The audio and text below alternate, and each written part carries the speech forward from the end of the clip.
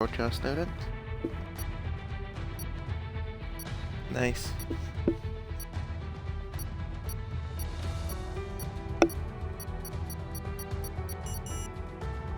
That would help. Oh, Nice, countdown was cancelled.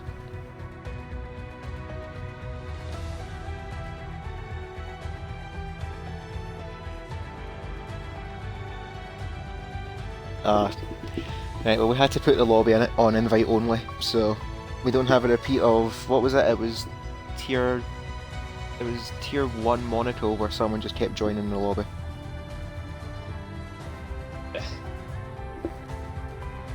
Oh Yeah. dear. Well, we live and we learn. Let's wait for the lobby to get sorted out and then we shall move on to the intro. Slight bit of a pre-stream.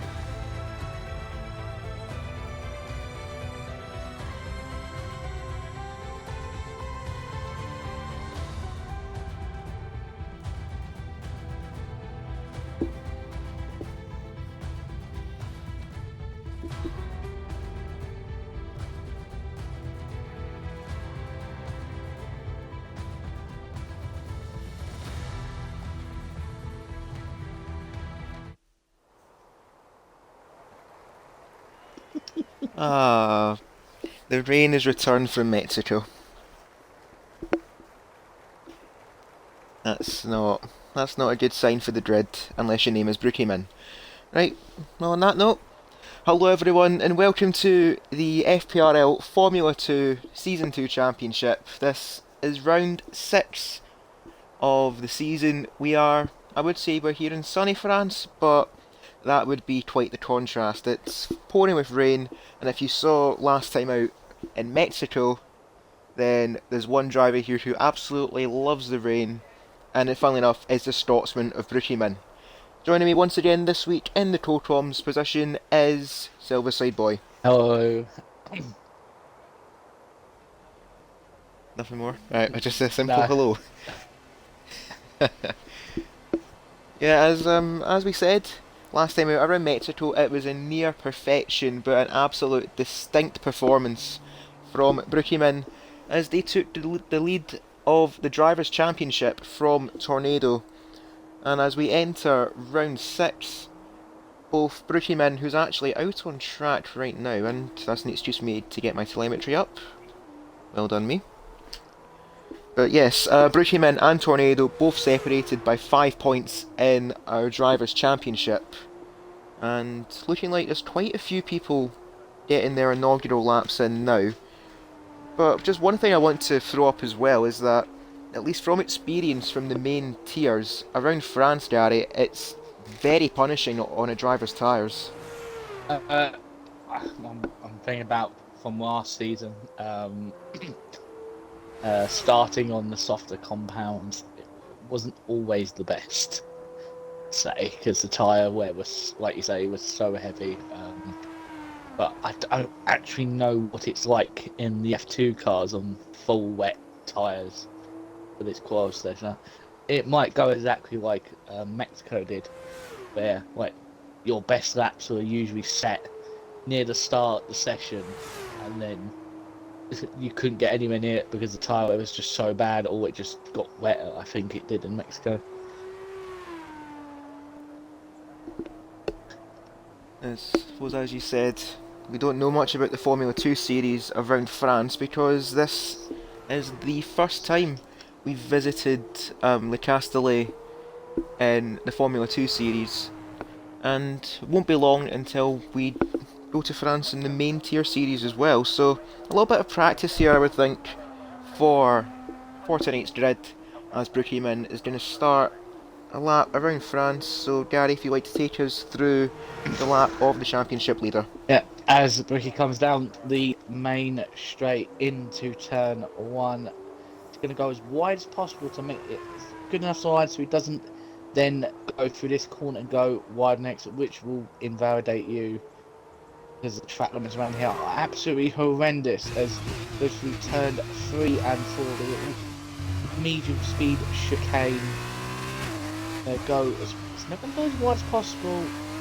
He rocks the front a little bit. I know he's on a steering wheel tonight, I think Ricky is. So we'll see what his pace is like tonight as he gets a little bit of a snap on the rear on the exit down to the first DRS zone on the track. And now I'm going to come up to the famous Daniel Ricciardo chicane. I'm going to cut the curve a little bit. I'm going to have to invite Yorkie in the minute after this lap as we go through the second part where you need a very good exit out of that corner. You're going to be sitting up down here. Now we're going to go see if he goes full throttle. No, he lets off the throttle and then gets back on again. Keeps it within the white lines. This is another corner where your line is going to be key through here. He seems to be struggling with the front end grip. Another corner which gosh, is so wide. He's missed the apex, but he gets the outside line on the curb. So, and this is another one. If you go too tight, you can easily invalidate through here. It's gonna make it look clean, and now it's the run to the line. And we're gonna look up to the top right, see his time 151.6 from our championship leader as a car. I don't know whose car that was. He's just had to slam on the brakes. I think yeah, it was Lexus there. I already know how to say it was Lexus. But, yeah, just saying it was Lexus in the. Oh dear, this is a mess. There we go. Bully goes across the line for 150.3 and CTX 154.2. So at the moment, Brookie's time is the benchmark for everybody. As I'm going to now invite Yorkie, who has so graciously put himself appearing online. Now, thank you for taking us through that lap, Gary, and apologies for cutting you off on 2 occasions. But another driver to keep an eye out tonight is a new face in FPRL, Jezzy. Just joined the lead, I believe, 2 days ago. So this will be their first outing across any of the tier championships and in Formula 2. So a big good luck tonight for Jezzy, and hopefully everything goes well for the Campos. And up to the line now is the rookie, and it's a 154.3, so a good benchmark time there for the Campos, just getting to grips here with both the grid and the track conditions. Have a quick gander through the rest of the grid to see Shadows invalidated their first lap. They did go again, and Locker also invalidating their latest lap. Who's it? I did mention Locker earlier. Is it just me, or has the rain stopped? I don't think it is here. It does look like the rain has stopped, at least for a moment, and the track is starting to dry up relatively quickly. I don't know if this is going to be a recurring like stop-start rain throughout this session, but I'll be careful with that if I were you. Doing that, coming that pit lane entry, because I've seen 5 or 10 second time penalties if you miss the pit lane and cut the white line. oh dear. Now there you go, he's cut the pit exit line there on track. Having to stay another lap is Locker. And we'll just have a look. Elsewhere we're seeing Ashe. Hopefully I don't curse them an absolute belter again like I done in Mexico. I think it might be dry tyres now. But there's hardly any puddles on the track. Let's see if anyone's actually switched over. Yeah, some drivers have switched over. Ashe's out on a set of soft compound tyres. We'll stick with Ashe then for their first lap to see if it is ready for slicks. Chances are it will be, as the track evolution is relatively quick. It went from absolutely pouring it down to being bone dry. Sounds just like Scotland. But Ashe, yeah, he did look pretty planted there through the first sector as Shadows does a 150.8, but I expect times to fall rather drastically. Sticking with Ashe around the first sector. Yeah, I think it could be ready for slick conditions here. A purple sector 1 So, a good indicator for the rest of the grid that now it is time for slicks. Just seeing crap words come online. I'm going to invite into the game straight away. And Race Control seem to agree DRS has now been enabled just as Ashy has left the DRS straight going down towards the turn 8-9 chicane. So he's not going to get the benefit of the DRS, but those behind will on their latest lap. I do apologise for some slight background noise. But Ashy now a bit deep there in towards turn 12. But the car is still planted enough as you've got a yellow in sector 3. I think that might be Jezzy and Shadows running out of fuel, just backing off of their latest lap, getting a bit of a feel for the conditions. But yeah, just looking at Ashy's Delta time now, it definitely is ready for slick tyres. In the final corner now, and all about now the run to the line, and the first bit of DRS in this session for the MP Motorsport up to the line. Yeah, 5 seconds quicker than Shadows. Excuse me, almost 5 seconds quicker than Shadows. So now it is time for slicks. Well, if I was some people right now, who've obviously set their wet times, or the people who haven't set times like David Oldface, Bidley, Tornado as Ashy, you should be doing that. That's not allowed to do that, mate. I'll just cut Tut, mate. that. Yeah, he's still doing it. Like we can't. He can't. Keep it up. Keep him on stream. You need to warm out on that. I've seen people being penalised for that. Not allowed to do that. Oh, for God's sake. Yeah, I'm sorry. That might be a penalty going his way. Well, all I'm going to do is take a clip later from the entire stream. I'll put like a minute of him just doing it constantly.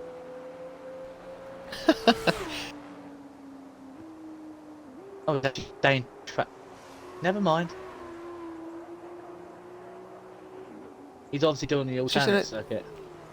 He's just in a bit of autocross. What are you on about? Oh, now he's backed off. Yeah, Locker's in the same boat. I think he was just trying to stay out of the way. He thought Ashy was on a faster lap. Yeah, Locker's clearly out of fuel. Ashy's cutting every corner.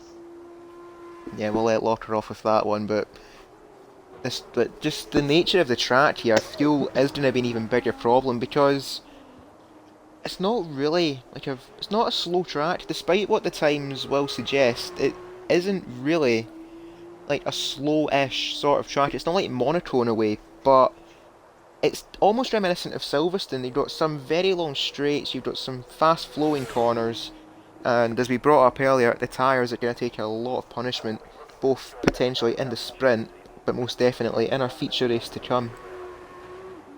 Yeah, there's not many hard braking zones where you can start more gain fuel. You're like your foot to the floor constantly. No, it's like what you said about Monaco. Because Monaco, you're on and off the throttle so much, you burn a lot more than you would at most other tracks. Sergeant Maninoff come out now. Bright sunshine in France. There we go.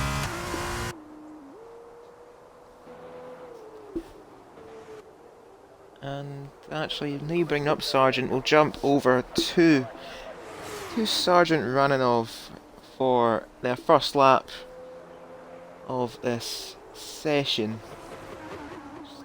Seeing there how much more grip there is, as CTX is a 141.7, so that alone is 5 seconds quicker than Ashy's time, so track evolution is going to play a bit of a part here, as I think you've been corrected in our Twitch chat, courtesy of Brookieman, saying that they are actually on a controller this evening, not on steering wheel. I thought he was been practicing all day. I thought he might give it a go, but he obviously doesn't feel comfortable still.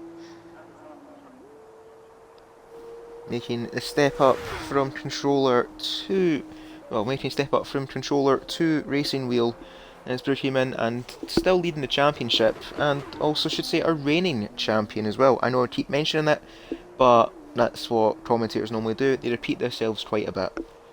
Sargent down the back straight now, down towards turn number 11. Just jump on board with them to see how flat they are.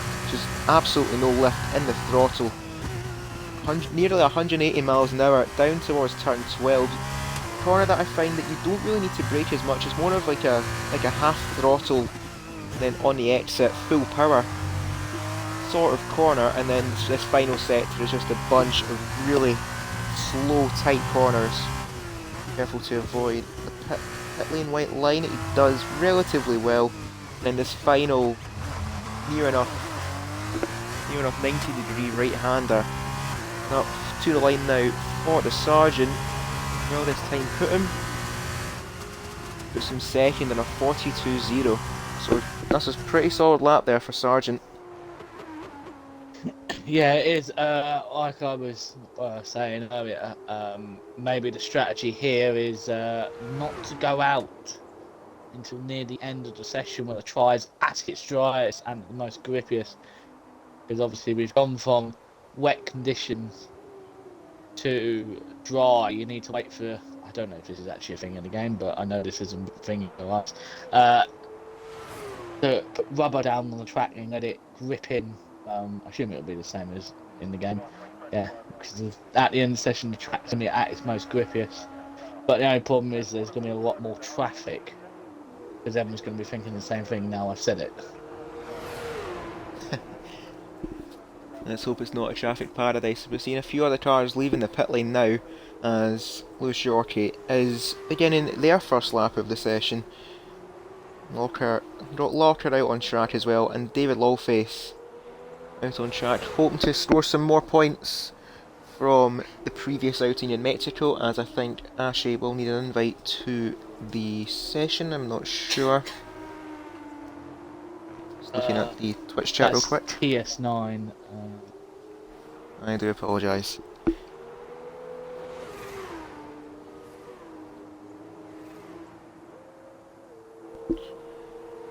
So as we get TS9 in the lobby, we'll just stick with LWS Yorkie down this back straight. Very careful not to invalidate, but for some reason I've only just noticed he's out on wet tyres. That's gotta be a mistake from Yorkie. Don't know what they're thinking here, but somehow they're giving a slipstream behind them. They're actually giving a slipstream to the car behind them. That's some interesting team games there. I think that might be Locker getting a slipstream off of Yorkie, is it? Yeah, it's Locker. Oh dear. Unless Yorkie's going absolutely has lost his mind. I don't know why he's on wet con. It might actually be a smart idea. What he might be doing is what I do sometimes in what I do in sometimes in my career mode, if it's gone from a wet condition and I've missed out the wets, I will go out on a set of like intermediates to set a time, so then when I go out on the softs or dry tyres I've got a delta, so then I can see well to improve and stuff like I know Jarno Otmir does the same thing as well. So maybe I think quite a few of the esports guys do use that approach, so it's clear to see what Yorkie is trying to amount to. But a 49.0 is actually not that bad of a time, considering he's on the wrong tyre. Jump over to David now.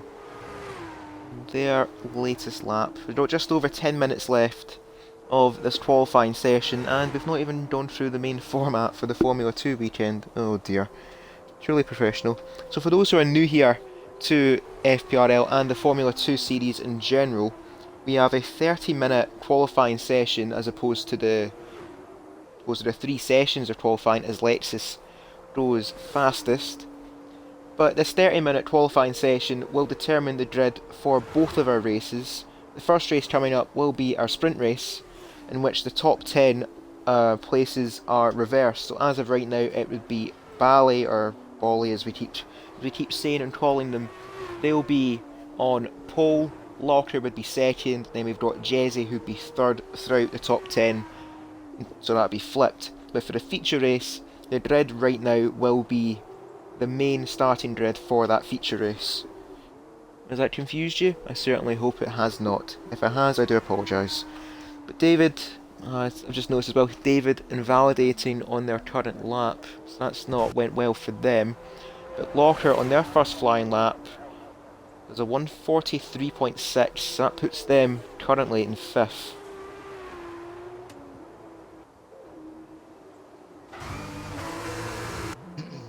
Just watching David Longface go around. I won't talk much about him because I don't want to curse him.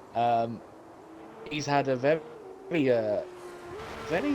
good series of runs or points in Tier 3 and F2 recently. He's picked up 2 sets of points in a row now in the F2, and he's on a 4 or 5 race streak of points in the Tier 3. He's been getting his roll on. I'm hoping he feels a lot better, as I don't know if everyone knows, he is suffering with C19 at the moment. So get well soon, Dave. Good I luck echo Gary's for it. comment.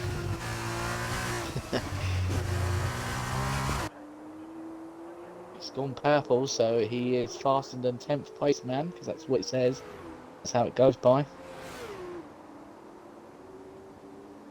And the Dan Tickton car, that carring. His teammate 4 usually is Monkey Boy Kurt, but he's got dazed freaks for tonight, as 2 cars are off the racing line. I think it was maybe Collateral Ads or TS9 and one of the Virtuoses. David comes in, probably is out of fuel, but at least he knows what the track conditions are like now. Was looking actually a very good lap from him. I'm quite surprised he didn't finish it. Obviously, I think the fuel in the long run wouldn't be a good thing for David. He would have just ran out and absolutely crawled to get back to the pits, as Revengezilla goes into 5th overall on a 142.8. Also noticing as well, we've got Biddle once again jumping in the ART for the evening, and after his podium finish around Mexico, he's got quite a bit of momentum. And after a second place finish too in the main tier series around Azerbaijan, certainly got quite a lot of momentum going into this race. That was a very hectic race, going from dries, then it raining, to a point where it was undrivable because we were all on like low wing setups, to then it saying that the rain was going to end. We all decided to go on softs except a few people. Biddle goes P6, and in the end, going on the softs when it was still very damp on the track was the right play. It nearly worked out for some people. Bully, who's here tonight, and Pigeon, who, if it dried up one lap less or later, he probably would have got another win for his name. So yeah. Trust Baku to deliver another entertaining race, both in F1 22 and also in real life as well, as we've got a nice fitting l'épaule for l'épaule. So I wonder who's put that poll down there. Probably David Lowface. And the fraud's put himself as a candidate for the poll for pole. I want everyone to vote for David Lowface because he's ill. Come on, give him some cheer up. Absolutely no bias here. Vote for David Lowface. Along with Lexus, CTX, Brookieman and Tornado, with David Lowface in the poll. That are our 5 candidates. As we've got, I believe we got just under 10 minutes left, or around 5 minutes left in this session, and whoever that is weaving there in front of Collateral Ads, although Collateral Ads has invalidated their lap. Rookie, have a look. I can tell by the blue crash helmet. blue for the Scotsman. David's on the stream. He goes, "Leopold for Leopold is alive." I don't think French people use le all the time, David. It's a stereotype. Oh, Biddle, bit late on the brakes there. As Shadows, he goes fastest in a 41.4. It's not on the pole for pole. Yeah, I know, David took his spot.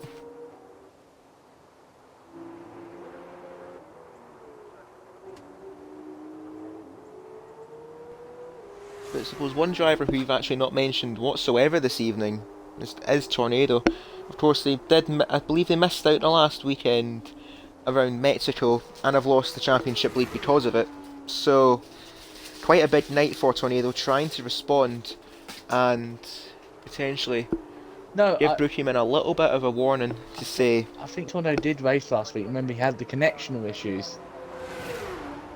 He had to retire the car. Well, he did, but he didn't. He had to retire the car in the pits because he kept lagging out, and then he only had the 3 chances, and then he had to retire. And I think he finished outside the points in the sprint, but the feature he was near the front, and then the connectional issues started happening. So I suppose he did, but he also didn't race. But what he is the fastest driver so far on a 141.0. And with Brookieman, we'll actually have a check at the Scotsman now on their latest lap to see if they can potentially displace Tornado. But like I was saying, Tornado will want to bounce back strong from Mexico just because Brookieman has took the championship lead. So Tornado will want to say, you want this championship, you're going to have to earn it.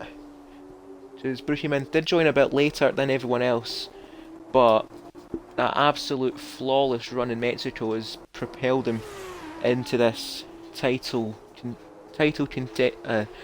contention and condition. As we're just looking as well, Jesse goes into 10th on a 42.8, and Brookieman up to the line for the Campos. And he's just missed out by 4 thousandths of a second. He could probably go for another lap. His fuel light's not flashing.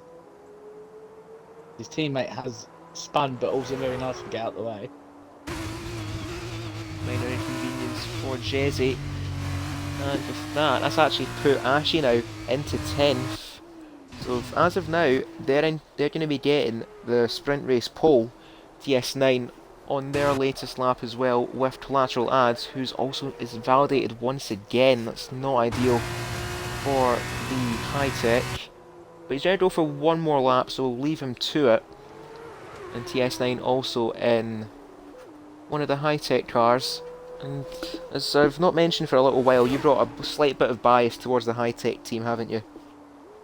I don't know what you mean. Of course you do.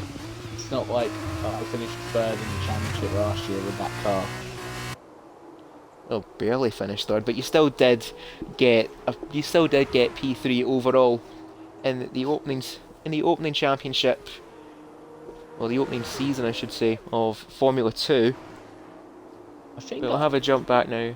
Oh, go ahead. I think I'll jump back in next season. I think I've taken a break. I'm probably going to try and enter back in. Well, there you go. You heard it here first. Here in France, Silverside Boy is going to pitch his name for a Formula 2 return and a Formula 2 seat. Clearly I've bored him enough on commentary, so that's why he wants to get out of here as quick as he can.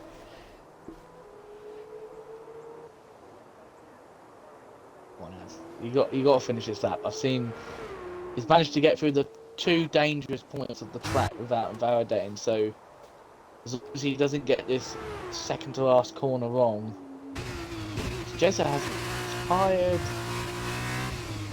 I think he's in the pits. Yeah, I think Jesse is in the pits. That could be quick. He goes fastest. By 2 thousandths of a second.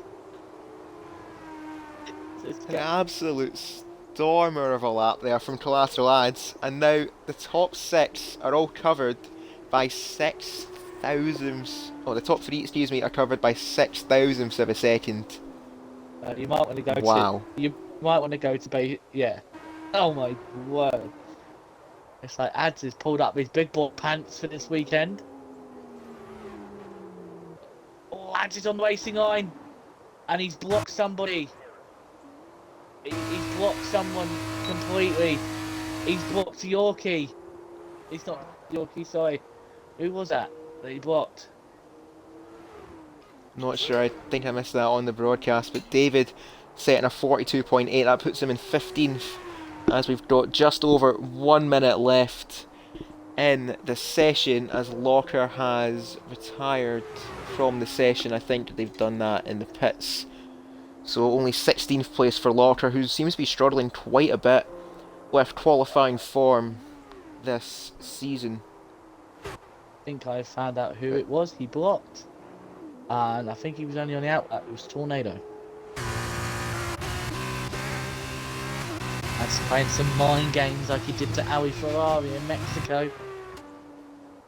Essentially. That's going to be a Just in this mad dash for the line for people to get laps. No one's going to be trying to make a gap. Everyone's just going to go for it.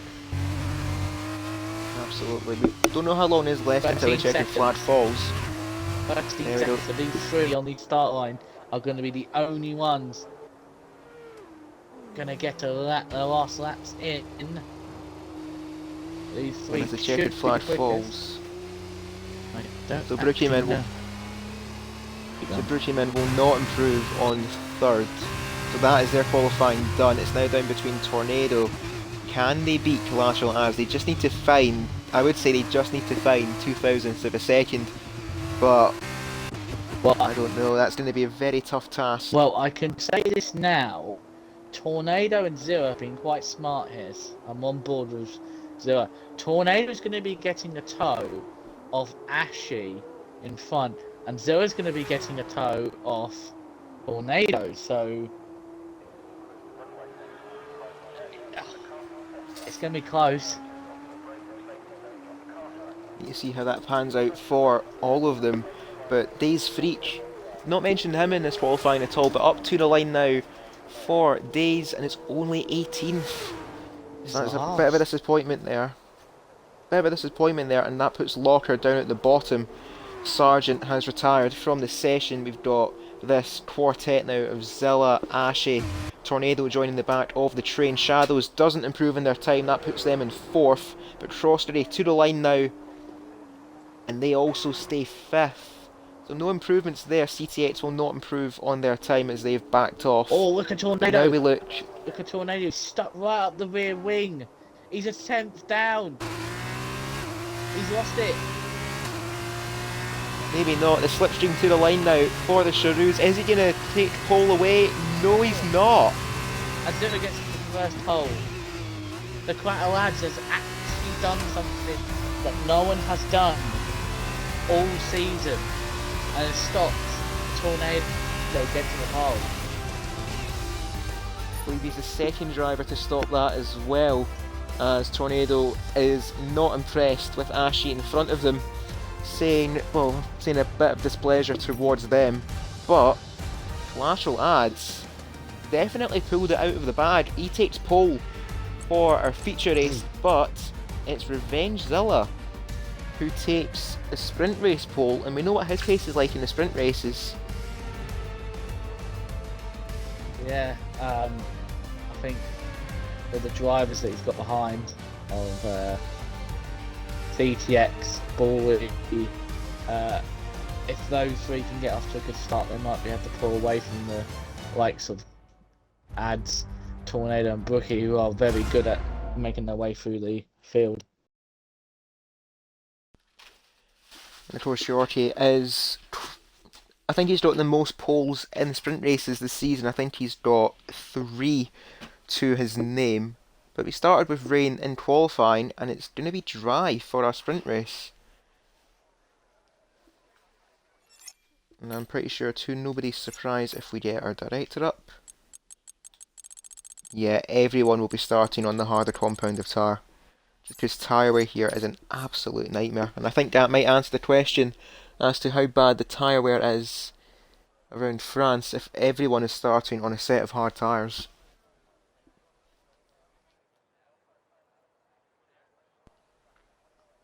Should also use this as the time to say, do not ready up before the lobby host. You know the rules. Thank you. I'm not even going to bother doing my PSA announcement. They all know by now. You'd think. This is a gentle reminder. I think the only one that I'm actually quite surprised, and I'm glad that Jezza. It sounds like I'm saying like Jezza from Jeremy Clarkson. Has not readied up, so I'm glad we can tell that he's read the rules correctly. Well, hey. Also, he's new to Tier 2 as well. He's also a new Tier 2 reserve. So, hope to see you on the track next week, Jezza.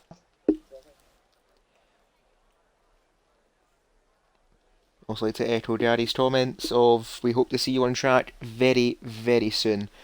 But of course for the Formula 2 series, as you mentioned, a new Tier 2 driver, and of course with Brookieman being up in Tier 1, everyone's welcome in Formula 2.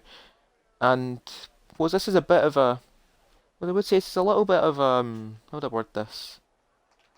It's good to see every tier, like a bit of variety from every tier. It's not often that we have like a Tier 3 keeping up with a Tier 2 driver, or Tier 2 fighting away with a Tier 1 driver. But with the Formula 2 format, the feature races, and especially the sprint, it does give that little bit of variety.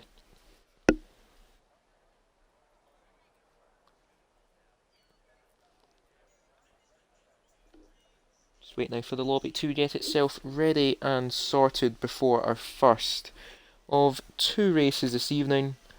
And we'll just have a quick look as well at our chat. We've got Fishstitch saying David on tactical pole. I believe that was from a while back. You might want to look in the F2 members lounge. Oh dear. Someone puts, actually, it's at David Wallface. What you doing, pal? Zilla, David Wallface, falling asleep, pal. And Locker's like, we don't need to repeat. No, we don't need to repeat what Locker said. I'm going to stop you right there. I know what David's probably done. David hasn't said where he's been, but I know his pre-race stuff where he usually goes. I'm not going to repeat why he goes, but he knows. Only knows. Oh dear. We'll leave that to the audience to decide what that is. It's probably most likely to get himself another honey tea or something to try and soothe his throat. No, doing a Alexander album. He's making some weight reduction. If you get what I mean, everyone. For God's sake! Well done. You just painted an image that we all don't want. Gotta have a bit of fun with it. I wonder what type. Who's on hards? Literally everyone's in the hards, but Sargent, they're going very aggressive here. They're starting on softs. Oh my! To be fair, I'll be honest. Also, we've got to say this is actually a farewell race for Sargent. He is gonna be gone for a while. He's making his way back up to uni, so he will be missing out on most of the races. So we'll miss him for the little time that he was back. Indeed we will. Sargent, good luck. Good luck at university from all of us here at the league, and we look forward to seeing you back here very, very soon. But with that, we'll have a look as well to our formation lap, and like to ask Toms to take us through the grid for our sprint race. So in last place with the wooden spoon, strangely enough, is FPRL Locker. Then we have Pace Freak in the Harling with his teammate of David Wallface in front of him. In P16 we have Jezza the new boy. P15 is TS9, couldn't get up to where his teammate of Clatter Lads was, but he'll still be happy there. P14 is Willy Bum, P13 is Ashy, P12 is Sergeant Raninoff on those softs, so we're going to have to keep an eye on him on his progress. P11 is Bidley, no longer IWX, it's just Bidley.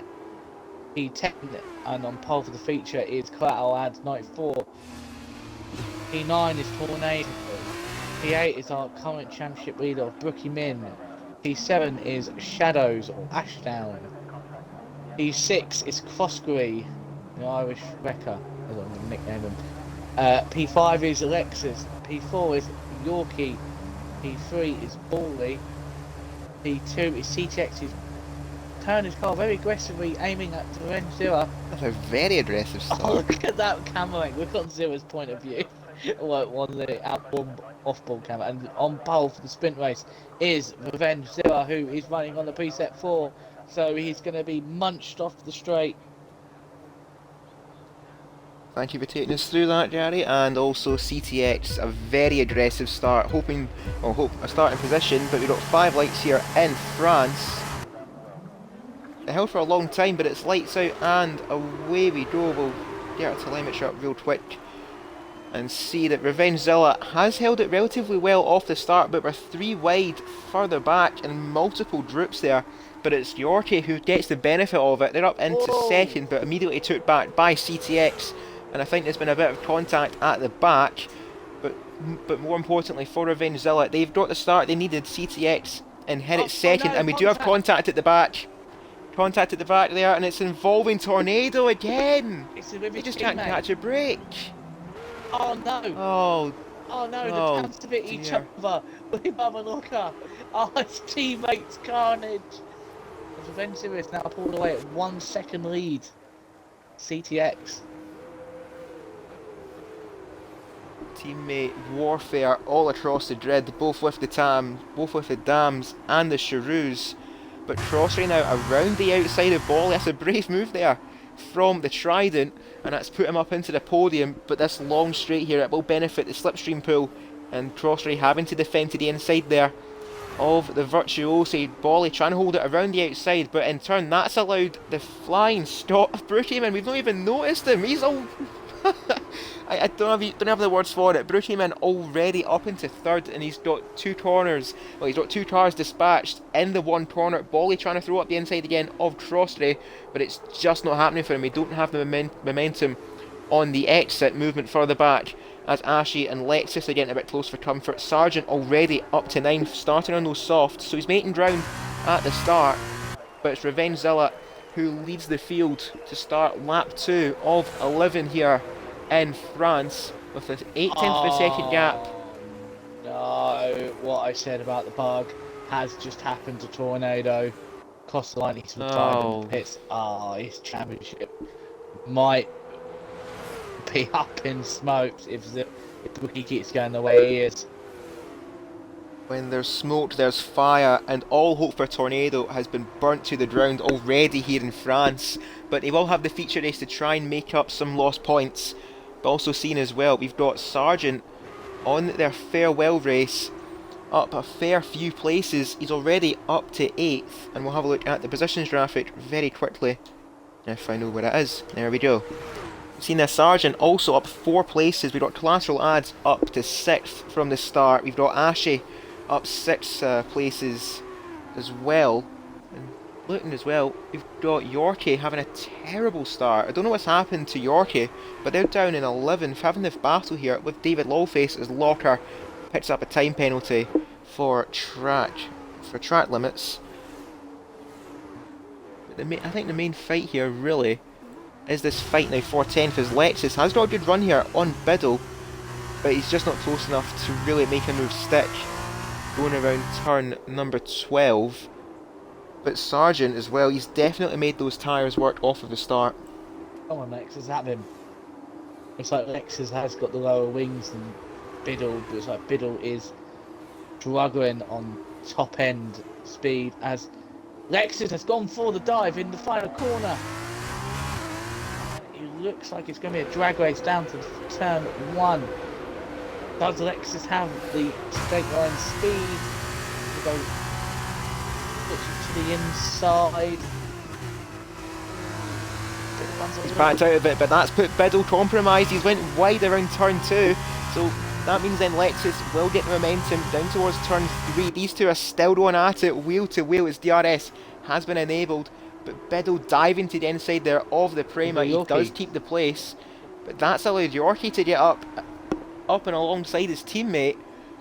And to the inside now goes Lewis Yorkie. So Lexus and Biddle having their own sparring session as the two Premas are still going wheel to wheel around turn 7. But Yorkie has stuck his nose in Lexus and Biddle's business, and he's just said, "Thank you, I'll see you past my teammate," and he's up into 10th. Oh, Sargent, what have you done? 3 seconds for Sargent as well, and Ashley's got a time penalty also. Oh, hang a minute. Most likely for track limits. But up at the front, yeah, a bit close here. He's using that straight line speed advantage that he has over Zero's preset 4 to great thing. It's like Zero is really struggling for the top end. He was saying before in the members lounge that he could be munched up, but I've raced against Zero for many times and I know how good of a defensive driver he is. So see what he can do. We'll have to get the elbows out. Yeah. Go ahead. As CTX now goes for the run, Ricky's right behind these two now, so Pfizer Catalad's not gaining up many places through the race at this point. I think he's stuck in a bit of a DRS train. As Yorkie is now putting the pressure on the Biddle. 3 seconds that Biddle's lost to Sargent, so Biddle won't be getting a DRS pool here, and all this fighting has just meant that even though for the sprint race it's only the top 8 that will score points, as Clashel Ads does pick up a time penalty. That was going to happen inevitably. Jump up to the front now with Brookieman. Make the move with CTX tonight. CTX is going to shove his nose back in there. Now it's the two Tridents.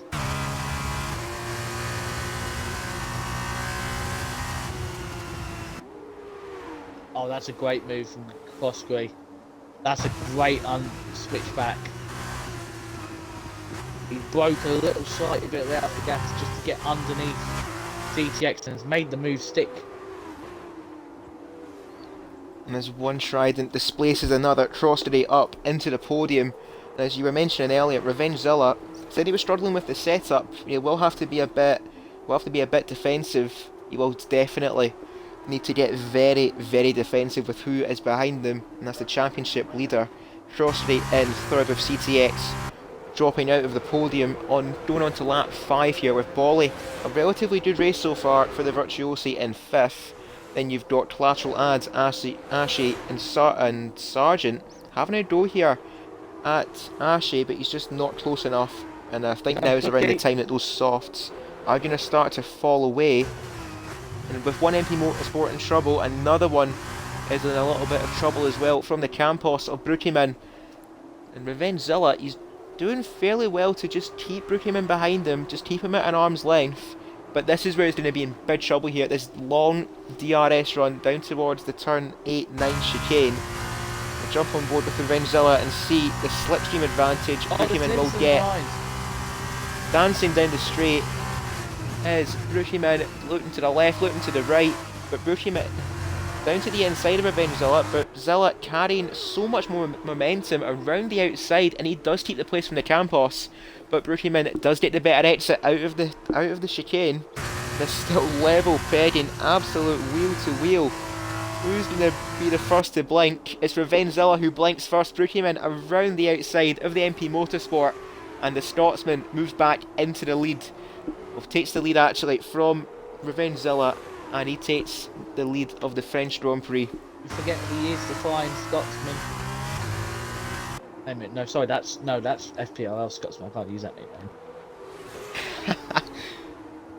Both nicknames will still apply, but we've noticed as well we've got a bit of a collision further back here. I think Biddle's been involved with an incident here with Yorkie. No. I'm not sure what's happened there. It's allowed David to get up to P10. course, David in the points, and Sargent still stuck behind Ashley. They're losing so much time to the group in front of them as Brookieman picks up a time penalty. Oh no. The thing is, if what Brookie needs right now is Brookie needs Croskery to gain on the back of Revenge Zero, with Zero's bad downfalls and those two to fight. If Sergeant Randolph has left the session, I will get him back. Oh no. Well, Sargent leaving the session. That's now allow Yorkie to, not Yorkie, excuse me, Lexus to get right up the back of the Virtuosi. But Revengezilla now, with the DRS, he's looking for the move on Brookieman. He doesn't have to make this move, as he will still take the lead, courtesy of the time penalty. But Crosby giving Revengezilla a little bit of a tap there around turn 9, and we're seeing here this group of 6 cars capable of taking the win. There's Bolly and CTX. Oh, that was a bit risky there from Bolly, and that's allowed Collateral Ads to go through, and Bolly's made contact with Collateral Ads. The Virtuosi's been sent spinning around turn 12. That's very naughty from Bolly. He's just come straight on the racing line. It's caused everyone and he's cut right in front of Sargent, his own teammate. It's David going around the outside of Sargent, rounding off. What a move! And I think those tyres are starting to go off now for Sargent. The good initial start for the Virtuosi, and it's just, yeah, the initial plan, and he's now in the pits. Oh, his teammate. It wasn't even him driving. Sorry, it's AI. Oh, Sargent, I'm really sorry, mate. Oh no. His AI's coming for another set of softs. Oh dear. Oh dear, oh dear. David Oldface is one place now away from points in the sprint. As only the top 8 will score points. But Shadow has got damage. I don't know if David Oldface has damage either, no. So Shadows may ruin David's chance. Points here. Luton as well, Collateral Ads right up behind CTX, trying to make any places that he can, but CTX has also picked up a time penalty somewhere in all this, and Lexus has joined. So as of right now, these time penalties will be playing a part in the end of this race, as Shadows has got past David Lawface, but we saw David going a bit wide there out of turn 9. I'm not sure if he's been forced off or he just ran wide, but that's allowed Shadows to get up into 9th place. Luton as well here. Revengezilla starting to drop back a little bit from Brookieman, and that's allowed Crosby to get all the more closer to the MP Motorsport. CTX a little bit more detached here, but Collateral Ads almost pushing the Trident around these final few corners. But CTX does park it on the apex, trying to defend against the high-tech. Brookieman does set a fastest lap of the race, so they still have a bit of pace at their disposal, but Collateral Ads does have a lot more pace at their disposal with the DRS. Oh, CTX has shut the door on them completely. Oh dear. That's gonna be something. And that's allowed Ashley through up into 5th, but that was a bit naughty there from CTX. Just completely slammed into the side of Collateral Ads, and that has demoted the high-tech to 6th. But Revengezilla, he's actually out of DRS range now from Brookieman, so that's going to cause a lot of problems for the MP Motorsport with Crosby right behind them. And the DRS advantage now for the Trident. See him gaining all the time in the MP Motorsport. Zilla just doesn't have an answer to the straight line speed and Crosby. There's a level pegging here with Revengezilla. Zilla is trying to defend it, but it's all about the exit here out of turn 9, and Crosby will get the traction down, and he does take 2nd place away from Revengezilla, but the fight isn't over yet between the pair of them, down towards turn 11. But I think Crosby has, yes, he's just maintained position over Revengezilla, so now the Trident can set his sights on a possible victory, but Zilla trying to look down the inside there of Crosby. They're not letting them out of their sight. Because of the wings. On turn 13 now. Zilla really pushing, trying to get past the Trident, but they're still wheel to wheel. This is absolutely incredible racing between the pair of them. Zilla still committed to the outside, becoming the inside here for the final corner. but just not on this occasion. But he is going to get a DRS on Crostedy as we start lap number 9 Rookies of 11, and Brookieman needs a 2 seconds clear. Yeah, he needs a second in 3 laps to win this race, and but Kroski's is going to be in a bit of trouble now, as having no DRS is going to allow Zero to have that fight back. So it looks like Zero is better in the middle sector and final sector through the twisty turny bits.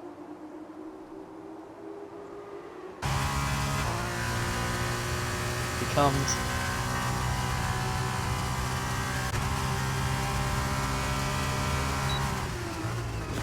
Not close enough.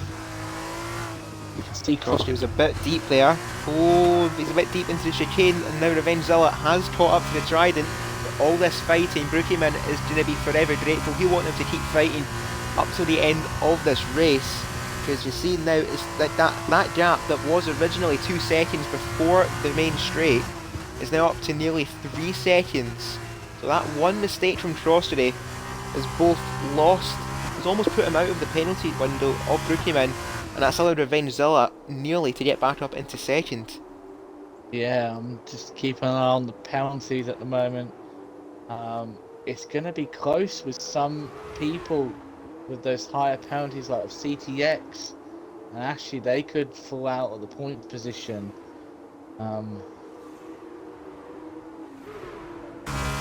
Ollie might go up maybe 2 or 3 positions if more people get penalties. As Kroski is now out of the 3-second window that he needs to stay in to win the race. It's now 3.3. And Revengezilla does get past Crostedy, and Clash Adds also getting past the fellow Trident of CTX. So he made up for that. So he has made up for that overtake attempt from a few laps ago, and he's now up into 4th. But if I'm just looking here at the amount of fighting that these two have done, Revengezilla and Crostedy, they've just lost so much time to Brookieman. The gap now up at the front is 4 seconds. And looking too as well, as you were mentioning for the order of this race, Bolly has kept it relatively clean, no penalties to their name, so they could try and catch up to Lexus. Ash is also in a bit of trouble with the time penalties, and Shadows also, as David, he's keeping everyone honest here, as Shadows picks up another time penalty. But Crostedy and Revengezilla, this is looking now really a fight for second. Brookieman is just a bit too far gone, but these two just don't know when to stop fighting. It's going to potentially end badly for the pair of them, but it's a brilliant joy to watch. And on this occasion, on this occasion it's Revengezilla who does come out on top, and he's got a penalty as well. Oh, no. Like you were saying, Clash will add CTX, Ashy, they've all caught up again to this fight for second, and I think now, as we go into the final lap of the race, that just shows Brookieman has so much more pace at his arsenal, and he's on his way for another victory. He's very close at this point, right? He could get another penalty and still could win the race. He only needs to gain like 4 tenths and he'll have it. As there's an incident. Oh! Clash Ads has been spun round again. Oh no! As here comes David Oldface. Get him, David. No bias here from the commentary. And Bolly, I mentioned they were driving a clean race. They've picked up a time penalty as well. You cursed him there. Now, I mentioned it in the previous lap. It wasn't a sudden curse, but Crostedy and Revengezilla. Final little battle here on track. Sargent picking up a time penalty as well, but Crostedy to the inside now for Revengezilla. To compromise him a bit, Zilla does shut the door on the Trident, but Brookieman now, he's got this one in the bag. Revengezilla, with that time penalty, is not going to keep second place, Lexus. But he does want to earn it on track, and Lexus has hit problems as well. That's ruined their charge for points.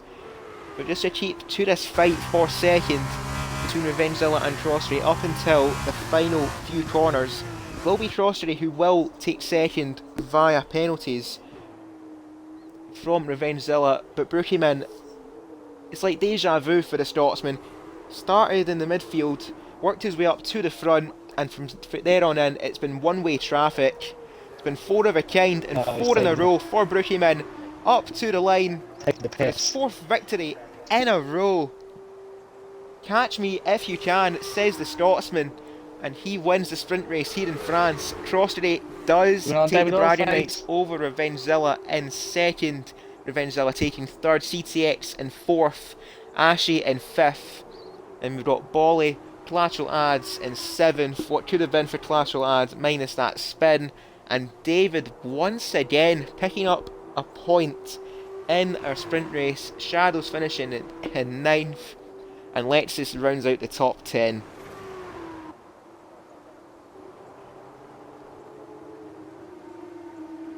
Yeah, Bidley and FPRL. Jez has had I think, an eye-opener of what this tier, F2 tier, is going to be.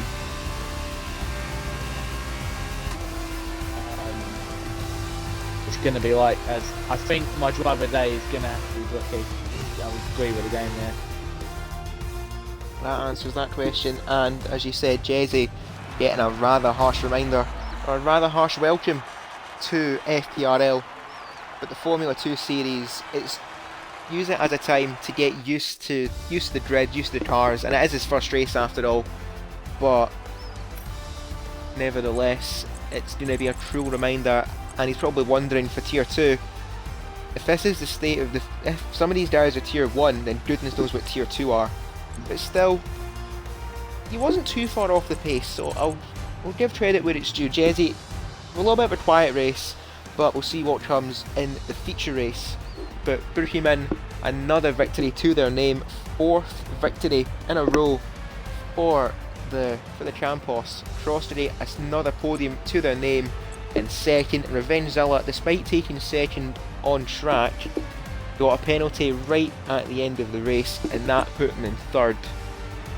Solid race for the Trident and MP Motorsport teams, as CTX and Ashe finished 4th and 5th. Bolly, even more points for Bolly in 6th. Collateral Ads recovered well, but got into a bit of a fight with CTX around the mid stages of the race. He gets 7th, and another point for Carlin as David Lawface picks up a point in 8th. And as Gary has also mentioned, sprint race standout will go to Brookieman once again. Yeah, it's not really much I can say. Gets a penalty and still a pull. Also, I would like to point out that Yorkie actually took the fastest lap of the race on the 2nd to last lap. Brookie has so much pace in the tank, as it's a wet start to the feature. I knew what it was going to be. Oh dear. I have seen it is going to dry up, so this race could be won and lost on who gets the crossover point correct. Nothing really more to say. It really is just a deja vu of Mexico. Wet qualifying, and we've had at least one wet race. Oh dear.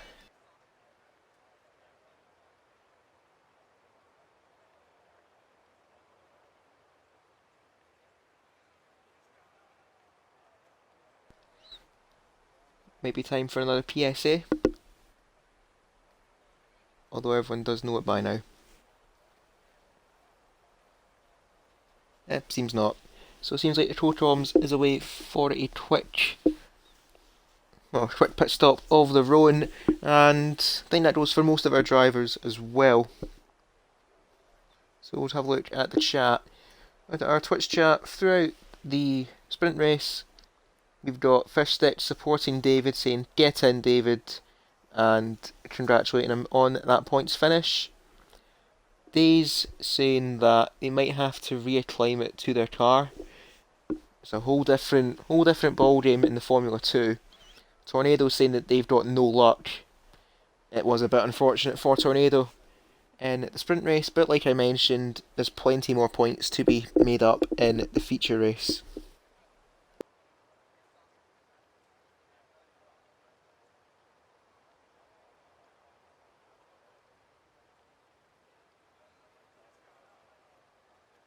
Sorry, I was just crunching on some crisps, so I muted my mic quickly while I was having a quick snack and pit stop. David's put Robbie will go at 9:06. At least we've got a couple of warnings. And Shadow saying that they got sent into turn 3 on lap 1 and they forgot to clip it. And true to David's word, the lobby is up. This is the one bad thing about F2. You can't even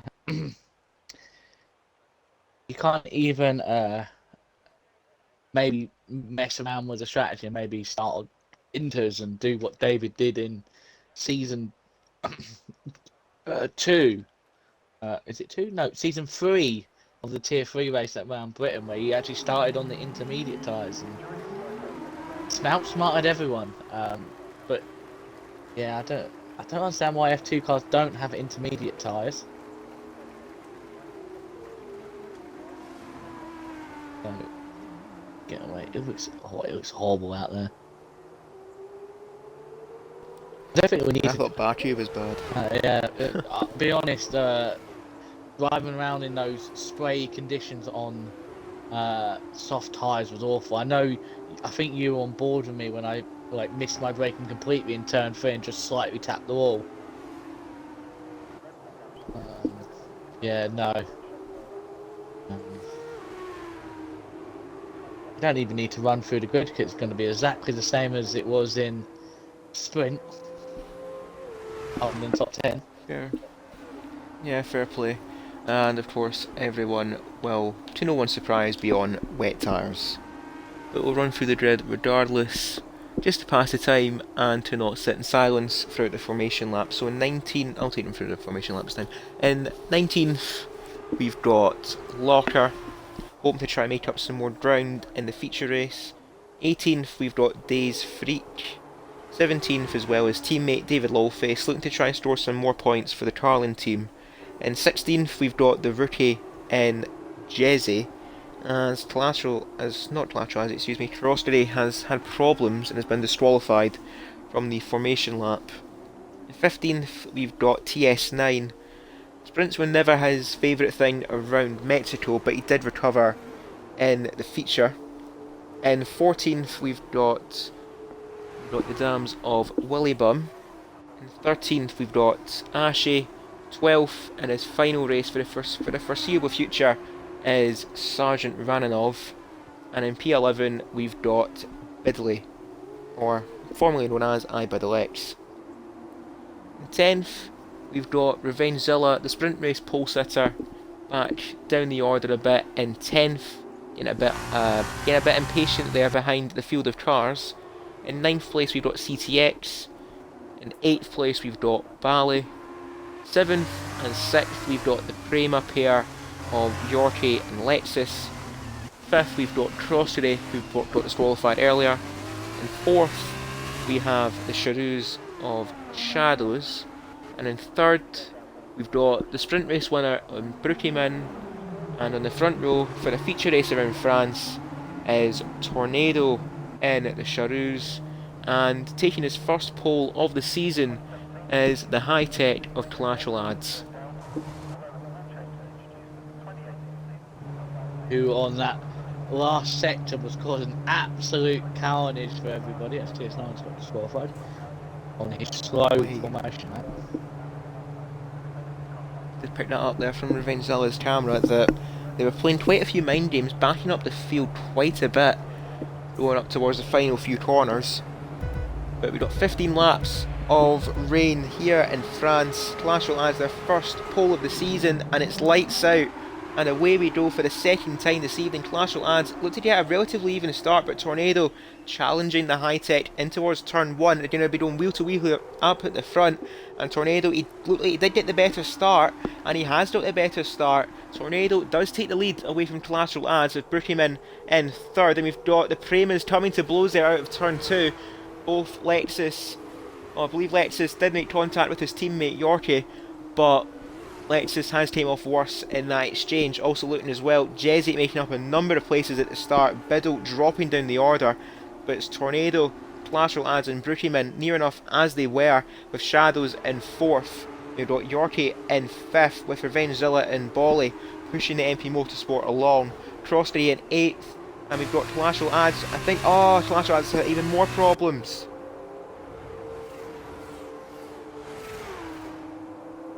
Let's put him now under pressure from Biddle, and now Jezzy trying to get past Clash Lads, who does start on pole, and it's now going to be a virtual safety car here in France, as the field will die down a little bit, but Tornado doing what he had to do, and somewhere in all this, Shadows has got past Brookieman. Yeah, Brookieman's just left the lobby. I've just re-invited him. I wonder, could Tornado's internet plague from Mexico possibly hinder Brookieman? Hopefully not, because we don't want another canter of a victory. I have also was watching near the back. Cars absolutely everywhere in the end of Sector 1. Cars bouncing off each other, and unfortunately David's been just an innocent victim on the outside. Has just been, how would I say, smacked and spun around, so he's at the back now. Tornado, a drive-through penalty! Beat him under the... Oh no! As the plague for Tornado. Not their internet this time, but their delta was just a bit too high, and that has put them, I suppose, might as well serve it now, but that's going to allow Brookieman to challenge Shadows in towards turn 1. We know how superior Brookieman is around the wet, but in contrast to Mexico, France is a whole different track entirely. Shadows is doing the absolute best they can to try and keep Brookieman behind them, but I think it's just ultimately, in the end, a formality at this point, as Tornado right down towards the back of the field, down in 17th place. As also Locker, I think they were getting a front wing change there for the Dams, so they've been in a bit of contact as well. The fight now for 12th, we've got Lexus and Sargent. Lexus to the inside there of the Virtuosi, and the Prema trying to fight back through the order after that horrendous start. He's up now into 12th. I'm just watching on board with Brookieman. He has such advantage on straight line speed, but he loses so much time on corner exits compared to the other people around him, as he's going to make this pattern round the outside.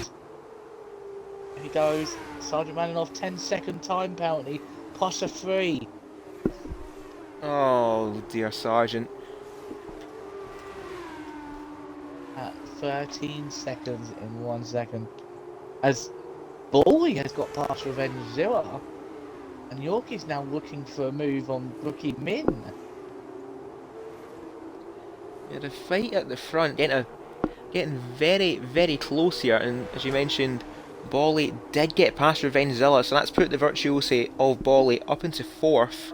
But it's seen as well here, there's not going to be any DRS just because of how wet the track is, so overtaking will be a bit more stagnated, as well as the running order, and a bit wide there at the back. I think that might have been Jezzy up in 10th place, and as Brookieman does set the fastest lap, it's immediately took back away by Bolly. So looking like Bolly does have a bit of pace here in the wet, but I don't know what happened to Sargent in 13 seconds in the space of like one corner. Surely that's a bit of an issue from Codemasters. So, just seeing what happened to Tornado. Tornado said that his delta went from positive to 2 seconds. There was no time to get it back. Sergeant Maninoff got a seeding track limits of 10 seconds, and then Straightway got another 3. No idea how that's even possible, but Shadow's very defensive very early against Brookieman. They want to just defend as much as they can here from the Campos, and seen as well that field of cars behind them are ready. They're ready to pounce if anything goes wrong anywhere in this running order. But Brookieman, he does get a better exit. This is probably going to be his best chance to the inside now for turn 11. Brookieman and Shadows. Shadows and Brookieman. Shadows holding it around the outside, is helped by his setup, but Brookieman still to his inside. This is going to be where it counts. Still to the inside there is the Campos of Brookieman, still wheel to wheel. Who's going to emerge out in front? And it's Shadows who does maintain the lead, but that's allowed Yorkie to up the inside. Yorkie up the inside of the Campos now, and the Prema just doesn't quite get the traction down on exit, but he's still sticking his nose in, trying to fight back against Brookieman, and now to the inside for the next corner. Does get past him, but Brookieman's going to send it right back against the Prema. Once we get a bit of traction down between the pair of them, and it's looking like it's Yorkie who does get the traction down. Oh! Nose. Brookie got caught on Yorkie's rear end, and Yorkie's been pitched into the wall. And Yorkie's got front wind damage, and Brookieman, I don't know if he's got any damage of any description either, but if he didn't, that's a very lucky escape for the Campos, but that's allowed Bolly to get up into second now. Revengezilla now takes third, with Crossjury picking up where they left off against the MP Motorsport, but Yorkie will have to make that pit stop for a new front wing, unless he can somehow try and nurse that car towards any sort of conditions that are suitable for dry tyres, as Biddle picks up a 3-second penalty somewhere on track. And we've just seen how much understeer Yorkie's carrying, and going around turn 7. Ashley's got 10 seconds as well. Oh dear. Everyone's getting penalties everywhere, but Brookieman now to the inside, looking to try and fight back against the Prema with one anti behind his back, losing half of his front wing. And as much as Yorkie will try and fight back, Brookieman will win that exchange, and that's put the Campos back up into 5th. I think that incident will be investigated by the stewards after the race. Ooh, very wide there. I think Jezzy running quietly in 11th place, and I think that might have been Biddle, who is under pressure from Collateral Ads, as Collateral Ads picked up another time penalty. 3 seconds for the pair of them now fighting over 8th place, and now Lexus trying to do what Yorkie done to Brookieman up the inside at turn 13. Not quite worked there, but he does get a better run down towards turn 14. But Collateral Ads holds it around the outside, which will become the inside now for the final corner, and Yorkie is not wasting any time. They are in the pits for a new front wing. Is he going on? Nope, he's on another set of wet tyres. He's very unlucky here. If it was a little bit more dry, could have.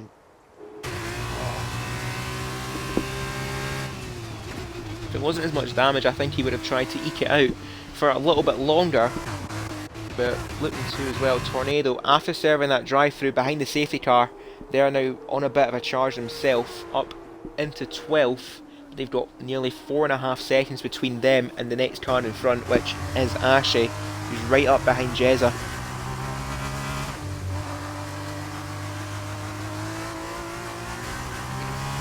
Looks like Ashdown's having a good few races recently. Got won the race in Monaco in Tier 2, I think that's the corner slightly there, quite a while away from myself, and gets a P3 Azerbaijan. He's man on form at the moment, Ashdown. Certainly the man to beat currently in Tier 2, and he does lead the way by 1 second over Bolly in second. And looking as well, we're jumping back to Brookieman, giving Crossjury a little bit of a tap going around turn 8 and turn 9.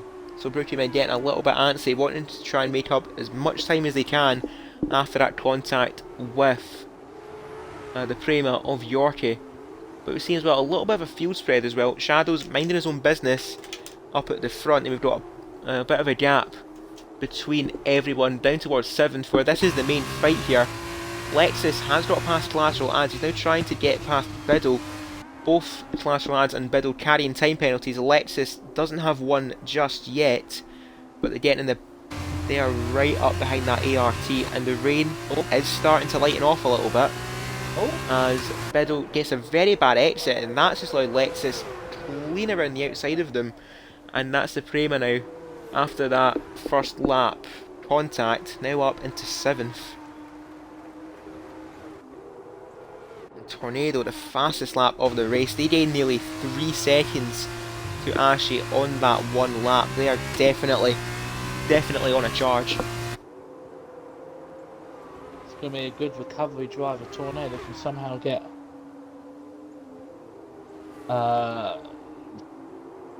get back into the points after his misery.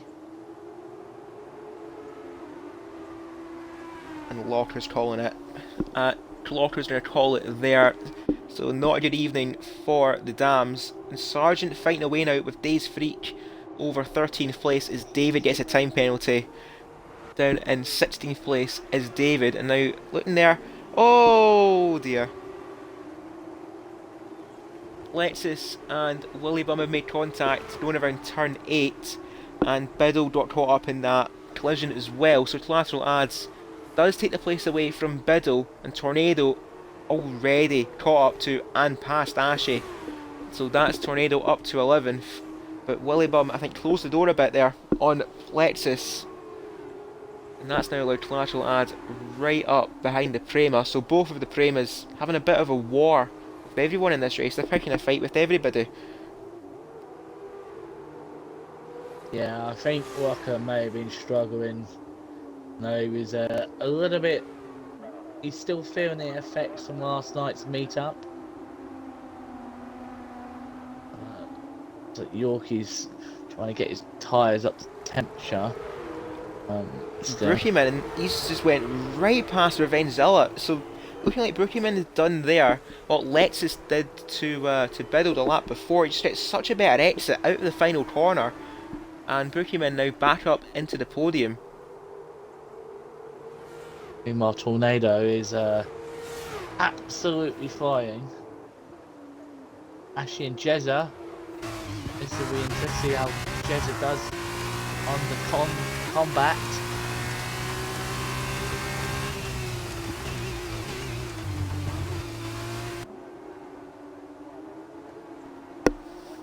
He's certainly holding his own as Jezzy, as Tornado picks up a time penalty as well, so that charge has come at a bit of a cost for the Charoos. But we got Lexus now, round 2 here, with the Dams of Willie Bum. This time it's Lexus to get inside, and I think Willie Bum has just let him through this time, not wanting to repeat what happened on the prior lap. And now that's Lexus finally up into 6th, and up in the fight now for 2nd. Brookieman is just getting such better traction. He's getting past everyone in the traction zones, and the Campos is now back up into 2nd place.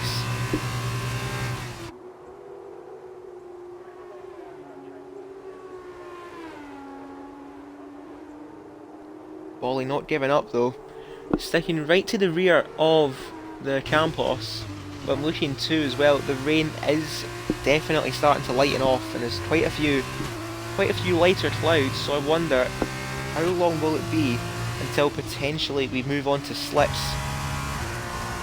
Because I know there's quite a few drivers that are willing to take that gamble and move on to a set of dry tyres, but as of right now it's just not the time yet, as Tornado does get past Biddle in that fight for 9th, and Biddle is the first of the drivers here to make a pit stop.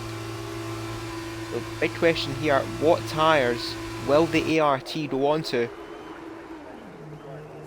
Soft and And he's going for it. I mentioned there'd be a few people willing to take that gamble, and it looks like Biddle is the first driver to take that risk. Well, So we'll see where that puts the ART in a little bit. the spray's not But too bad, so he might have pulled this perfectly. it's still sprinkling down though. I'm not sure. We'll have to keep an eye on Biddle's pace here, and he's going to emerge right behind Yorkie, so this will be a good perspective as to if it's ready for slicks yet. But we're seeing there he's so wide around turn 1 and turn 2, and seeing as well he's already lost 2 seconds to Yorkie, and I'm not sure it's time for slips just yet. Yeah, I think Biddle might have made that call a little bit too soon. And another couple of penalties across the field. Tornado now on... Actually, while we'll look at that, we'll look at our penalties as well. We've got Revengezilla picking up a penalty on 3 seconds. Collateral Ads is on 6 seconds. Tornado on 6 as well. Ash is on 10 seconds and Sergeant's on 16 seconds. Oh, I don't know how Sergeant managed to get the 10-second penalties, but Shadows and Brookieman, neither of them electing to pit on this lap. So they're going to go around one more time and see if it's ready for slick tyres. But Brookieman, again, out of that traction zone at the final corner, just going to go wheel to wheel here with the Charoos of Shadows. And Brookieman, at the start of lap number 9, he does take the lead back. So it's not been easy for them. As Collateral Ads... Wonder what's happened there for Collateral Ads. They've retired from the race. Isn't interesting. I don't know what's happened with Collateral Ads, but... I think he realised at the 6-second time penalties, he wasn't going to get points because of it. Seen there, we've got a few drivers trying to make their pit stop now. We've got Jezzy in the pits, but that's for a set of wet tyres. Back in. So, yeah, Biddle, he took a gamble, it just didn't quite work out. Didn't quite work out, and for the ART, that has rather ruined the race for them. But Brookieman not quite out of danger yet from Shadows. That gap's still around 0.6 of a second.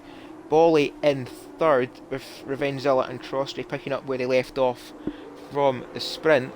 In a very similar situation as well, with Revengezilla carrying a time penalty, whereas Crosstray does not just yet. Lexus in 6th place, and another multitude of penalties, and Biddle, he's taking a second chance here on dry tyres. I'm not sure if I can stand by that call. Oh dear. I suppose I think he's just rolling the dice now as Biddle. He's just taking any chance he can, hoping to hit a jackpot, but he's doing a robust at the end of this race. But Brookieman going for broke as well. After that contact with LWS Yorkie, he's recovered well and is still setting fastest lap of the race, and he's pulled that gap now to 1.5 seconds, and his championship rival Tornado takes that right back from him, and he's moved past Willybum up into 7th place now for the 2nd place driver in the championship. Is Days Freak now? I think he's going to try and take a gamble on slicks. The rain has really pulled off for a second. So stick with Days as he's in for a set of soft tyres. So he's thinking now is the time. So I'm watching the gap between Biddle and Jezza, and it's come down 2 seconds this lap. So I wonder, could that actually be time for slicks? We're looking. Stopped raining. Well, it has stopped raining. Now we just wait for the potential DRS enabled message from race control, as we're getting plenty more penalties across the field.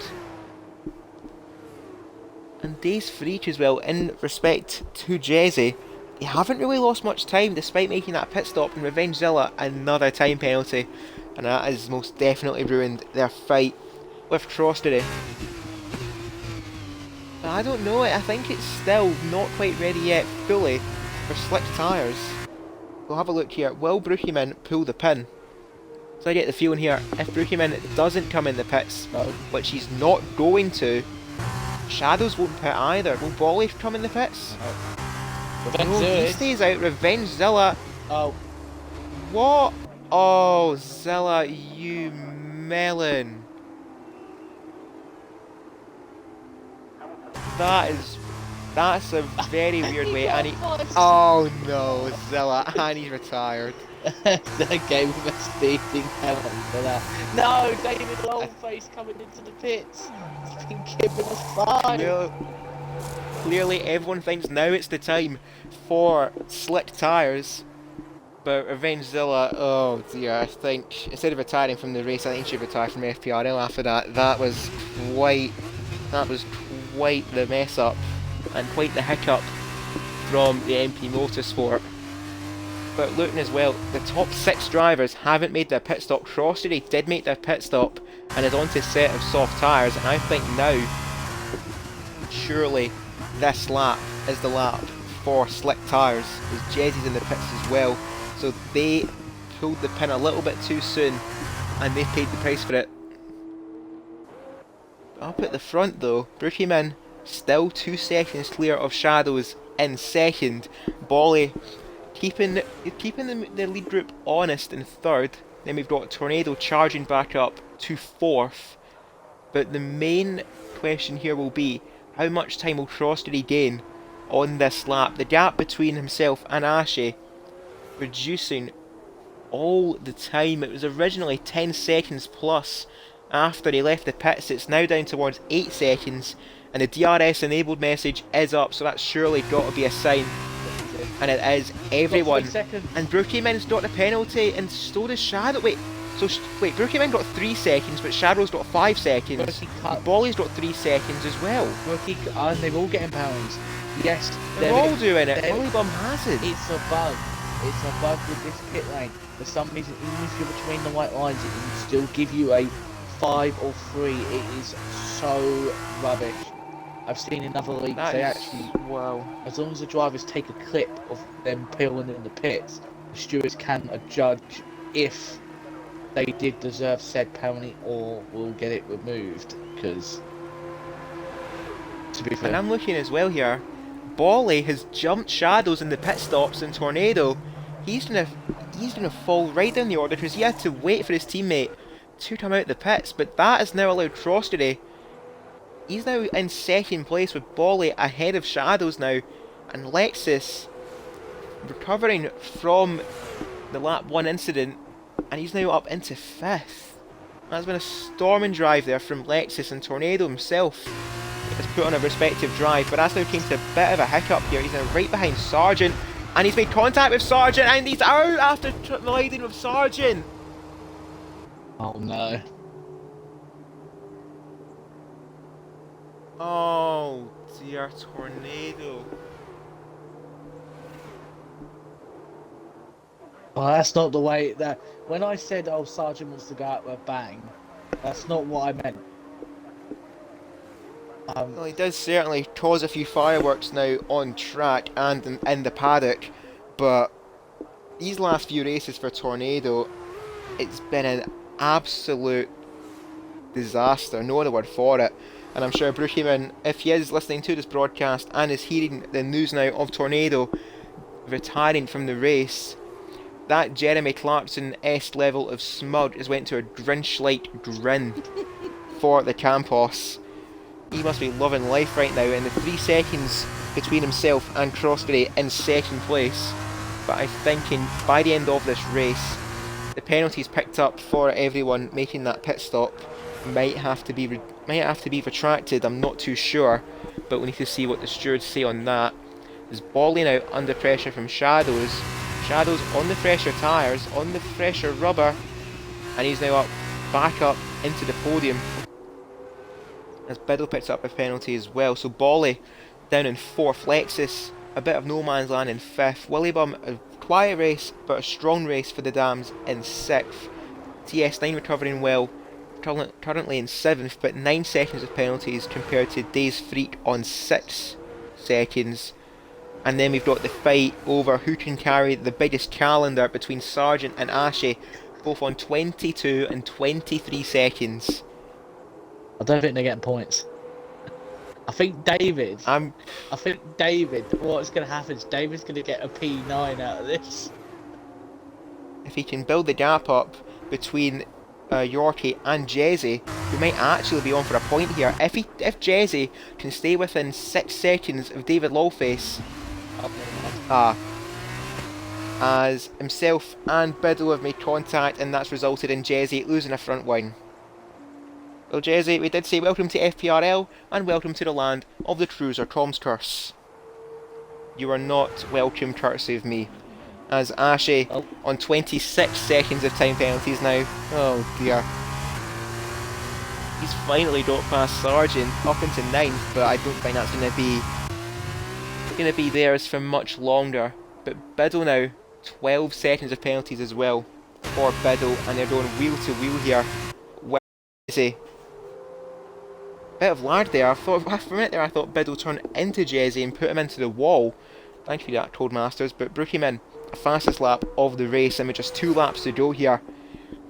Looking like Brookieman is going to be hitting the high 5s here. 5 victories in a row.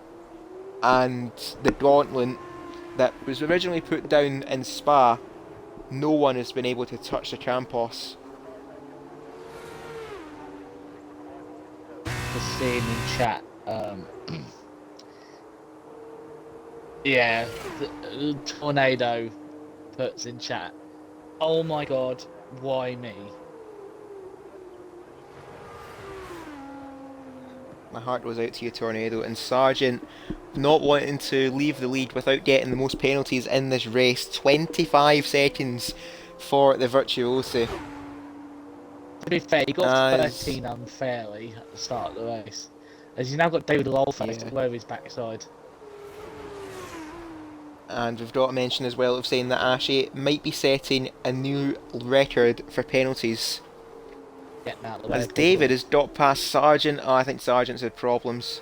They've lost the place to David and to Yorkie. I'm not sure what's happened there for the Virtuosi, but of course, future endeavours for Sargent. Good luck, and we hope he'll be back soon. But Brookieman on the final lap here in France.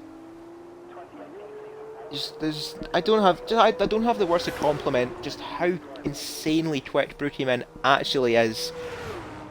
Already 4.4 seconds clear, even carrying a penalty across both races. They've still managed to win both of them at an absolute canter. Mexico as well. They were 17 seconds at one stage ahead of the field before the safety car came out, and he's even picking up another time penalty just to rub it in. That actually might ruin Hamilton. No, he's sorry, I was rubbish. He is still, I think he's still got 2.8 seconds to advantage to Shadows. Brookieman definitely taking in what is almost like a victory lap for the Campos. And we're just going to look as well to any further fights through the order. We've got Yorkie and David fighting over the final points position, but with the penalties up front, it's looking like both of these drivers will finish in the points, but who will win the battle on track? He's just slammed right into the back of David, and Bolly as well. He gets past Shadows, and if the stewards will remove the 3-second penalty for the Virtuosi, if Shadows doesn't get past him here in towards turn number 12, Bolly might get to keep his podium here, and on the final lap, wheel to wheel here between the Virtuosi and the Charoux, but Bolly is fighting back, but Shadows will have the superior traction, and he does take the podium away from the Virtuosi. But we talked about a superior advantage. It's been nothing has been able to touch Brookieman. The high 5s, full house, whatever you want to call it. Brookieman, another victory to their name, and they win the feature race around France. Trostedy, another podium for the Irishman in second, and Shadows in third. Well, once again, have to miss an interview, I'm guessing, because of their microphone. So, Shadows, you know what to do. Bolly, again, another strong showing as well for Bolly in fourth, and Lexus recovering very well to finish in fifth.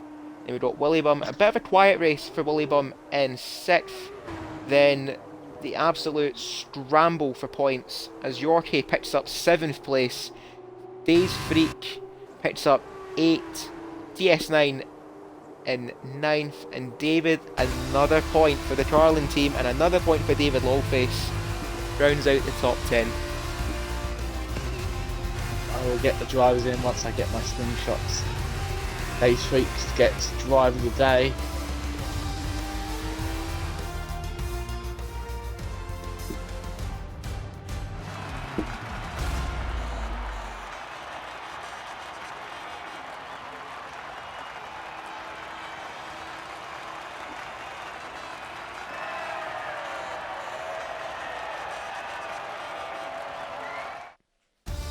Let's get our results up on screen.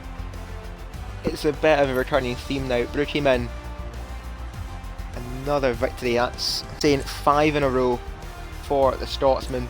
Crossgray in second, and Shadows rounding out the podium. Another podium for Shadows in third.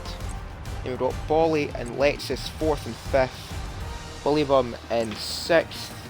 Then we've got LWS Yorkie in 7th, recovering from that collision with Brookieman, which could be sent to the stewards, and we'll see what they have to make of that.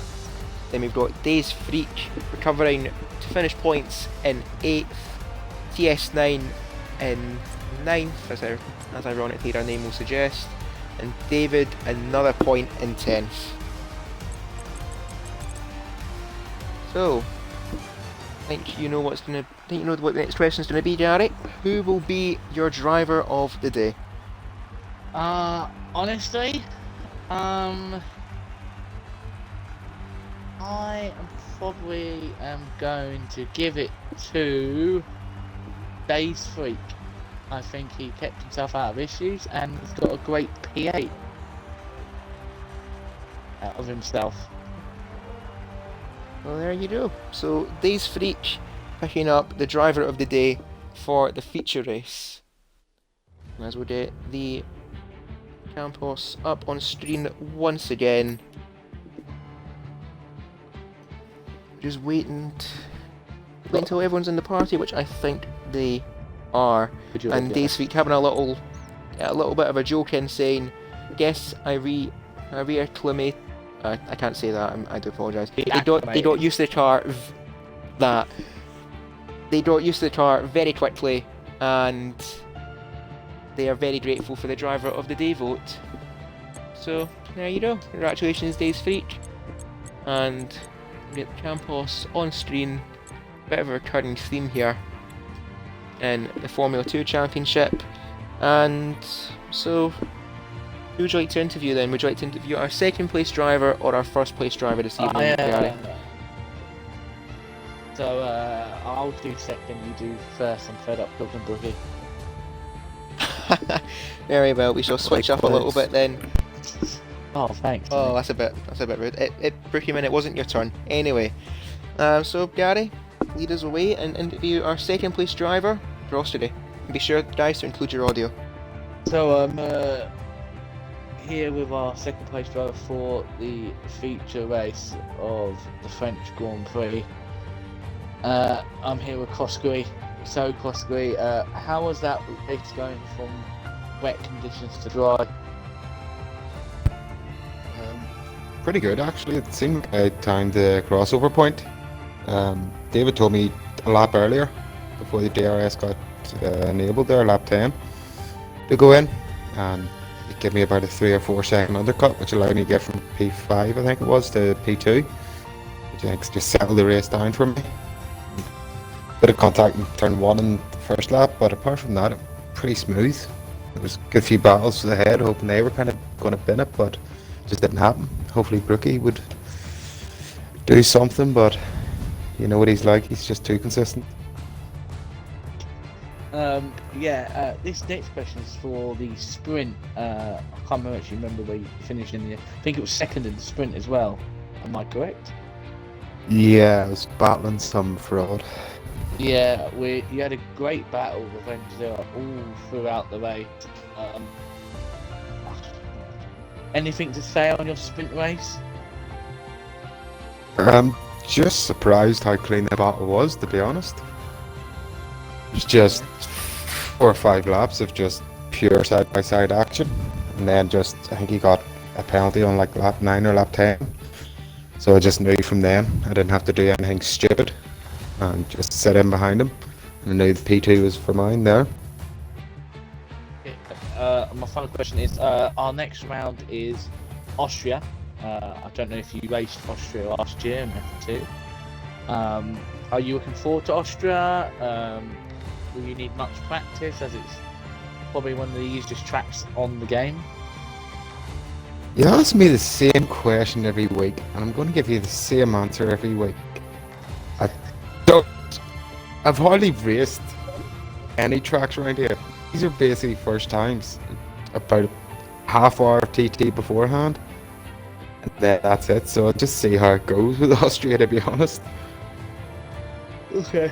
Thanks for that answer. That was not what I was expecting, but yeah, I'm gonna pass it on to now Chris, who's gonna interview our race winner.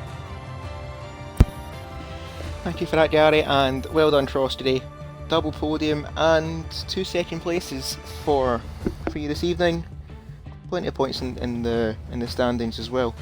And Brookieman, this is going to be a bit of a Groundhog Day sort of scenario, isn't it? 5 wins in a row.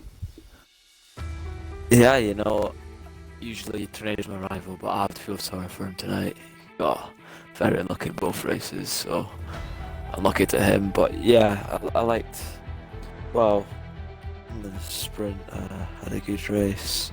Managed to get up to P, I think it was 3 in the first lap. And then in the feature, unfortunately, I had a DC in the first lap and then got tangled with Yorkie. I think my front left and his rear right got tangled and we had a bit of a coming together, but luckily I managed to make my way back up through the field. Yeah, we'll keep the next question very short because I don't think you're feeling too good right now, but obviously a slight contrast. Extending the championship lead up at the top. Just going to echo Gary's question as well. We do return to Austria next week, and do you feel like how confident do you feel going into that race just off of the previous 2? Well, I'm just gonna go into it like every other F2 race. Practice a few. Out. What? Whoa, quite rude. Yeah, just practice either a day or 2 before the race, and then maybe a half hour TT before the race, and then hopefully go into it and get the same result. And any further comment?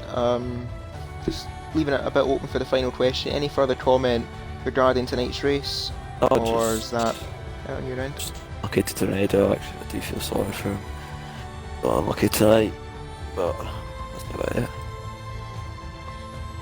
I think with that will round out tonight's broadcast, as I think as well Shadows, who would usually I don't think Shadows would actually be in for an interview anyway because they have a few microphone issues, but I'll just say, and I'm pretty sure Gary will echo, well done Shadows on another podium in the Formula 2 series, and well done on that podium as well from Friday.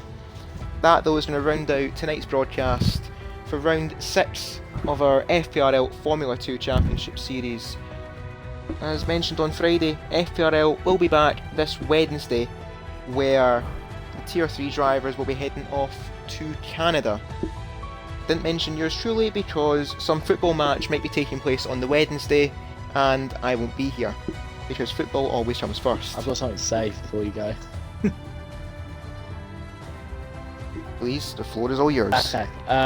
But also, I would like to draw attention and would like you to go over and watch for tomorrow night our sister league, TTL. Will be racing tomorrow night on Monday and Tuesday. So please go and give them a bit of support, as they also support us when we stream as well. So go and give them a bit of love. You're welcome, Biddle0 and TJ. You better be getting paid for this advertisement. Yes, so please go and watch it. The Twitch channel is TTL Racing F1, so at 8 o'clock tomorrow. Well, there you go, and so Monday, 8 PM UK time, TTL Racing to the Limit racing will be taking place, and as Gary mentioned, it is a bit of a sister league to FPRL. So they'll be racing on Monday. We'll be back. The main tier series for FPRL will be back on Wednesday around Canada, and Formula 2 will be back next Sunday, which will be the 18th of September, where, as aforementioned, we will be heading back to Austria. So with that is going to round out the broadcast. So a massive thank you to Gary once again for putting up with me once again. Yeah, always a pleasure. As mentioned, you'll be throwing your hat in the mix for a season 3 seat. So clearly you've had enough of me already. I think I need to get back in racing F2. That's another way of saying I've had enough of you. I've had enough of you yapping in my You ear should on come and join Sundays. me, please. It's all right. Absolutely not. I'm taking a step back from the Formula 2 cars. But also a big well done to Brookie Min, another near enough Max Hall, victory in the sprint and in the feature race. No further comment. And Trosky as well, while you're here, well done. Clearly your dog approves of a double podium for you, so well done there. Cheers, buddy. Right, well that's going to be it then.